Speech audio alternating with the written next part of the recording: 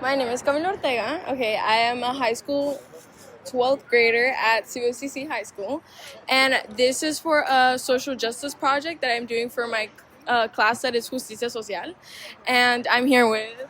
This is Isa Shutte. I work for I Love a Clean San Diego. Cool.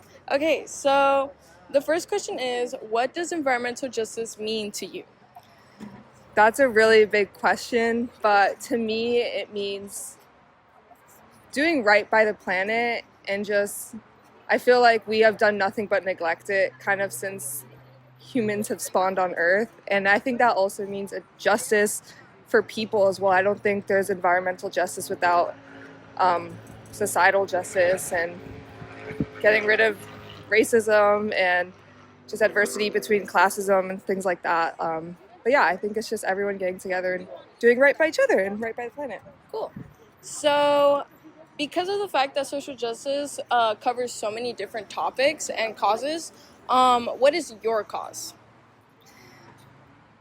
I don't know if this is the answer you want, but my Any cause is to just move with love, like just be a loving person. And I think by doing that, I only do right by the world, whether that's for social justice, environmental justice, what have you. Like just by being a loving person, like I only can contribute good.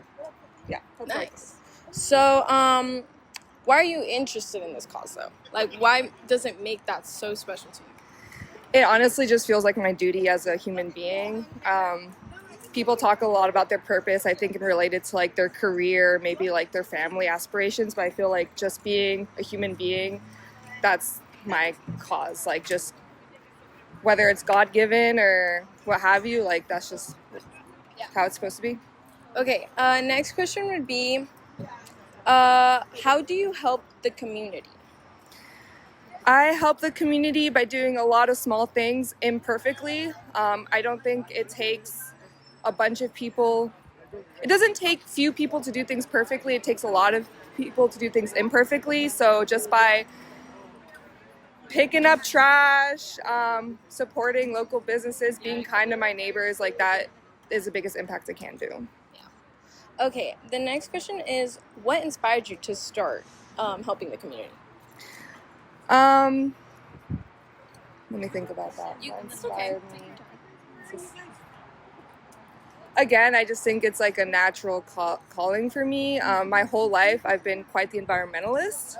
I've always just really cared for plants and animals, and I think that's like mainly where my head was at. But then as I grew older and I became a little less naive, I realized like it's not just about helping the animals and the plants, it's about helping everyone as a whole and like the holistic health aspect, and like how I help one thing, I help everything. So I think that's kind of what, like an equality. Yeah.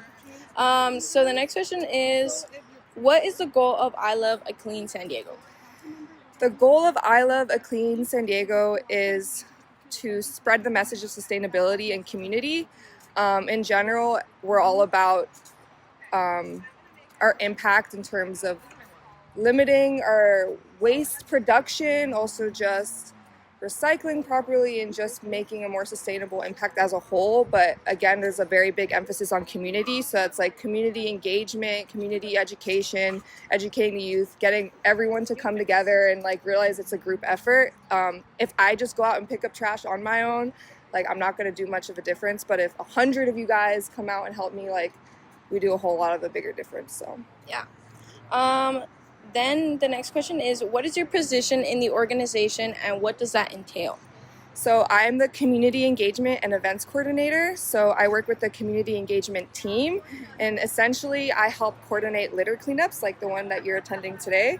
I coordinate litter cleanups for the general public, and I also coordinate cleanups for private groups. So like corporate groups are looking to increase their social responsibility. I help them do that. Cool. Then the next question is, how can you measure your impact? As an organization or? Yeah. Okay, so I think we look a lot at numbers, how much trash we picked up, how many people we served, how many people we engaged with. I am going to say I think that's a little bit of a flawed measure. I think we don't necessarily need to be focusing on numbers all the time, but in general, I would say kind of looking at those numbers. But for me personally, I'm thinking about, did I impact people that day? Like, did people come to me saying, hey, this was really cool, this was really fun, I learned a lot, I feel very inspired to pick up trash. That's how I measure like success. Yeah. But yeah. Cool. Okay.